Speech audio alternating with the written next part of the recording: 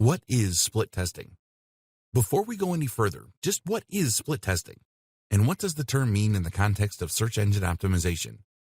Essentially, split testing means taking a product, marketing material, or anything else and creating two slightly different versions of it in order to see which one performs best. This is used by businesses all the time in the real world and helps them to make smarter decisions and to avoid wasted investments. Let's imagine for a moment that you own a chain of fast food restaurants that sell only prawn-based dishes, because why not? Your store has been doing fairly well, but then you hear somewhere that on average, takeaways with red and orange color schemes on their premises tend to earn more. Why? Because those colors increase the heart rate and make people slightly uncomfortable. Therefore, they are more likely to eat quickly and to leave the area, freeing up the table for the next customer. The result is that such venues actually see a higher turnover of customers and greater profits.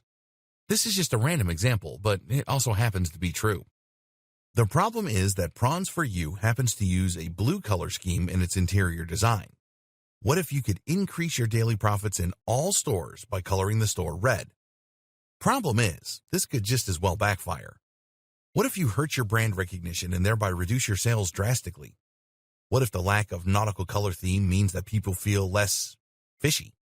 Whatever the case, you now have three choices. A, leave your stores as they are and leave potential profits on the table. B, change the color of your stores and hope that this doesn't hurt your ranking. C, run a split test. And of course, the last option is the one that will stand to serve you best.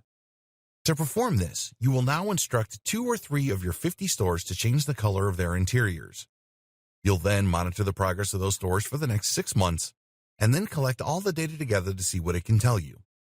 What you're looking for is a sign that the stores that were colored red, A, saw a spike in profits and turnover, B, outperformed the stores that did not change anything. If the change helped to boost your store's success, then you might choose to adopt the change and thereby roll it out across all your stores, potentially seeing a large spike in traffic. If the change hurt your store's success, then you simply change it back and then run the next experiment. The financial damage and the brand visibility will only be slightly impacted, so no harm done. If you had rolled the change out across all stores, then you would have potentially lost a lot of money and created confusion around your brand. And if the change did nothing, then you can basically choose how you want to proceed. This is the basic concept behind split testing, and it is something that companies have been using for decades. Split testing for SEO. How does this work in the world of SEO? Well, while we'll get into the specifics and the nitty-gritty of SEO in a moment, the main thing you need to know at this point is that Google relies on a few factors when determining how prominently to feature a website in the SERPs. For example, Google will look for the presence of keywords. It will look for the use of H1 and H2 tags, large, bold text.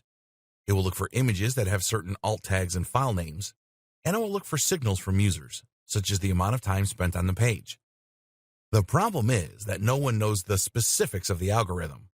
We know that Google likes sites that use keywords subtly, and our best guess is that the ideal keyword density is about 1 to 3%, meaning that the keyword appears 1 to 3 times in each 100 words. But we don't know precisely how many times Google wants us to repeat the phrase. We don't know where the tipping point is, where it becomes too much. We don't know how much Google wants to see us use related terms, and we're not 100% sure whether it's better to focus on just one keyword or to try a few. Again, everyone has their opinions. This makes it very hard to make smart decisions as a site owner. Do you include more keywords in your articles or not? Should you use that image before the text or after it? And is it a good idea to use H1 tags, or are you better off with H2 tags? The answer is that we just don't know. And for that reason, the best option is to run A/B tests, the other term for split tests, in order to see which changes positively affect your search ranking and which do not.